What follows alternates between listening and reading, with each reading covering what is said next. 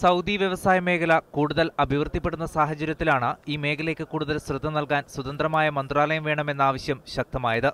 പെട്രോളിനുപരിയായി രാഷ്ട്രത്തിന് വരുമാനമുണ്ടാക്കുന്ന സ്വയം പര്യാപ്ത മേഖലയായി വ്യവസായത്തെ വളർത്തിക്കൊണ്ടുവരേണ്ടതുണ്ട്. മധ്യകാല ദീർഘകാല പദ്ധതികൾ ഇതിന് ആവശ്യമാണ്. ഇറക്കുമതിയെ അവലംബിക്കുന്ന സൗദിയെ കയറ്റുമതി രാജ്യമാക്കി പരിവർത്തിപ്പിക്കാനുള്ള പദ്ധതികളും നിലവിൽ വരേണ്ടതുണ്ട്. സർക്കാർ സ്വകാര്യ മേഖലയിൽ നിന്ന് അഭിപ്രായ ശേഖരണം നടത്തിയെടുക്കുന്ന തീരുമാനം അടുത്ത 30 മാസത്തിനുള്ളിലാണ് നടപ്പിലാവുക എന്ന് മന്ത്രാലയ വൃത്തങ്ങൾ വ്യക്തമാക്കി.